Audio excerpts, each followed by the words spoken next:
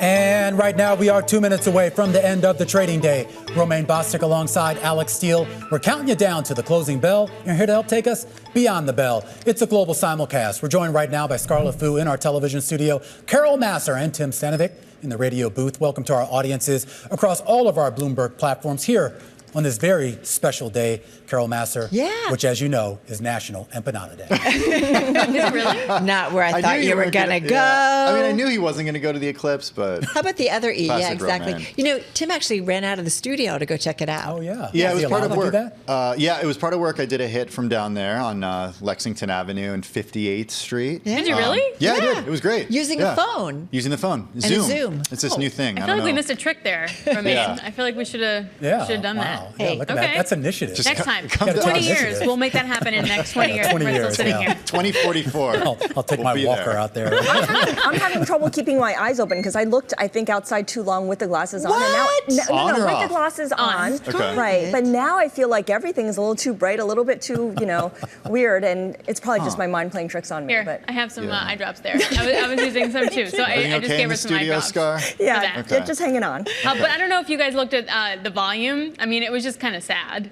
Clearly, Everybody no one was trading. the They were all watching the stuff. Yeah, exactly. Yeah, we were talking to Abigail a little earlier, and she was providing a lot of anecdotes. Yeah, and nobody's around. I feel like everybody's off work today, or at least chose to take off work. Or if you're like Tim, you just go wandering the streets of Manhattan. I checked with my boss. He said it was okay. Yeah. It was approved. All right. Well, the price action might have been tepid, but we always have to walk you through. Look, even the clapping is kind of tepid. Right? There's like 4 people there. Yeah, they're all like, whatever, why are we here? We missed the inside. eclipse for this. Nevertheless, I'm sure they're all happy to be there. Ringing the bell here on this Monday afternoon. I'm not sure all the folks on the left there are, but interesting price action in the market today with the Dow Jones Industrial Average. We're just going to call it unchanged. It is in the red, down about 11 points. But that's only a fraction of a percent. The S&P also down only about 2 points on the day. The NASDAQ higher by 5 points on the day. If you haven't fallen asleep yet, God. here's some action for you. The Russell 2000, a 0.5% gain on the day. There you go. Yeah, this is a bit of a snoozer. I'll see you guys for Wednesday. Sure. How about that? Deal. Well done. Hey, that's for our dozens of viewers out there right now that chose to stick with us. People care. Thank you for sticking along. All right, the S&P 500. So what does it mean? 286 names gaining in this Monday mellow session. 215 Scarlet to the downside, 2 unchanged. Yeah, and when you look at the sector breakdown, 6 groups in the red. 5 groups in the green, but 2 groups little change. That's communication services and materials. Your best performers are REITs, consumer discretionary, thanks to Tesla, and utilities. The laggards here are energy, healthcare, and tech. No eclipse in the IMAP, huh? No, it's kind of messy. All right, let's get to some of the individual gainers. Tesla, number 1 gainer in the NASDAQ 100, number 4 gainer in the S&P 500. Elon Musk promising again that a robo-taxi is coming, this time in August. Investors jumping on board the name. The stock finishing off its highs of the session, but still just shy of a 5% gain in today's session. Keep in mind, Elon Musk has been talking about one for years, and it's coming at a time where we know Tesla shares are one of the worst performing names in the S&P 500, down about 30% here. And so just kind of interesting to see investors kind of like it and jumping on board in this kind of mellow day and mellow session, low volume session. GE Vernova, this was your number 2 gainer in the S&P 500, and this one was up just about 6% in today's session, catching its first upgrade quickly from the Wall Street community. JP Morgan analyst Mark Strauss upgrading shares of the power generation company to the equivalent of buy from hold, kept a $141 a share price target. GE Vernova closing at just under $130 a share in today's session. You might remember Vernova and GE Aerospace completed their separation. That was on April 2nd, with GE Vernova having a very volatile first week of trading, but nonetheless, investors liking that upgrade. And why didn't they just call it Vernova? I agree. Confusing, this GE. Don't you think they're going to drop it at one point? I mean, they have to, because every time you start talking, I think you're talking about GE. I know. I'm trying. I know. All right. I mean, it's not your fault. No to the what is it? The consultancies, right? The consultant community, right? Who are like, keep the GE thing. All right, let's get to apartment income REIT. We had to do this one.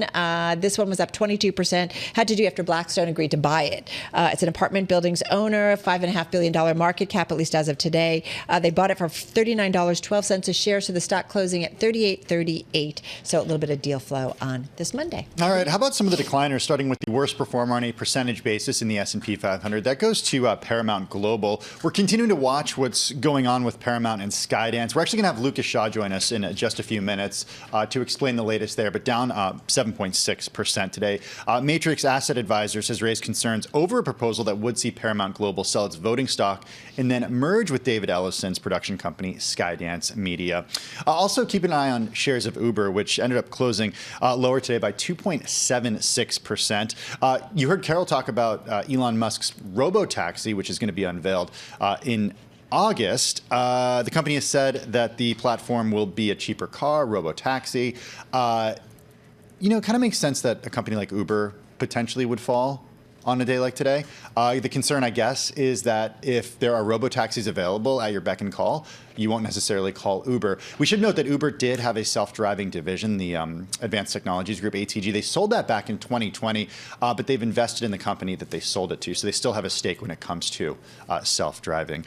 And then DJT, Trump Media and Technology Group. Do you want to look at this one? Closing today down by, about, is that 5% or 8%, guys? Maybe I was looking at the eclipse too long. 8.5%. Thank you. 8.5. Yeah, 8.4%. It's kind of hard from here. It's far. We're going to switch studios at some point. It's wiped out several $billion in value just in the last few days. We have seen the market cap decline to roughly about $5 billion now, even though it generates just $4.1 million dollars in revenue last year.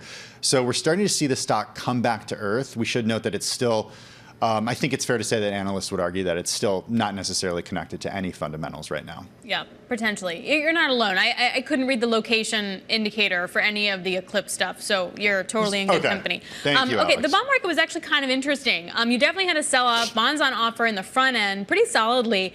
Yields up by about 4 basis points. You also had a similar sell-off in the back end, but that reversed kind of middle of the day. A touch of buying coming in. But I do think the conversation of does the 10-year hit 5 before 3 is a legit one, and not one that we would have had, say, just even a few weeks ago. Yeah, I mean, definitely so. I mean, everyone's saying that 4 or 5 in the line. It was interesting. We were speaking with, who was it?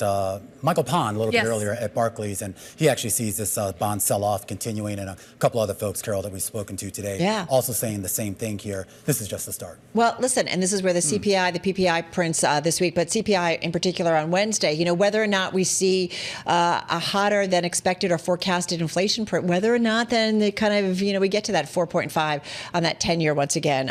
So kind of keeping an eye on all of that. Having said that, both you and we all have stories about things going up in price. And this one that we caught our attention, Tim and my attention, has to do with Stony Brook's Eastern Long Island Hospital. The chief administrative officer says it's kind of a challenging place to recruit because it's gotten so expensive to live. And they're talking about Greenport in Long Island. Sorry, I didn't mean to do that. In Long Island. It just came out naturally.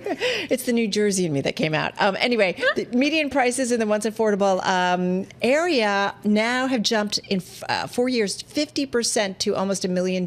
So, and listings have declined about 60%. So they're seeing some pressure in trying to attract doctors who make $350,000 or more. They can't even find a home. I mean, I think an important note in this story is that the governor did try to actually build, make a rule change so more housing could be built in New York City suburbs to try to alleviate the housing crisis, of which this article certainly is part of. But the folks who live in these areas were not fans of that change in zoning, that change in plan. So I would argue that until we see more homes built in a lot of these areas, the prices are going to keep going high because of supply and demand. Yeah, so Suffolk County, Nassau County, Westchester County are saying, nope, not in my backyard. We don't want any more houses because that's going to affect our school district. That's going to affect our the value of our homes. And by the way, their kids are going to be paying more than, I don't know, by this point, $100,000 a year for college. Because right now, Ivy League schools cost more than $90,000 for annual tuition. It's bananas. Are the kids on the hook or are the parents on the hook? Depends. I think it depends. What kid can afford that? So this article is actually it's something that we don't know, right? Like higher education is quite expensive. It does go into sort of what schools and how much they cost. Like UPenn, I think, topped the list at over $92,000, and that includes room and board. But there are all these stipulations that if your family makes less than a certain amount of year, it's totally free. So there are things like that. Less than $60,000, less than $75,000. It's a far cry from a lot of the people who live in those neighborhoods that we're just talking about. Yeah, exactly. And sort of how, I mean, how do you do that? How do you do that in a rational way? And why does it keep going up so much? Why? Bigger question, right?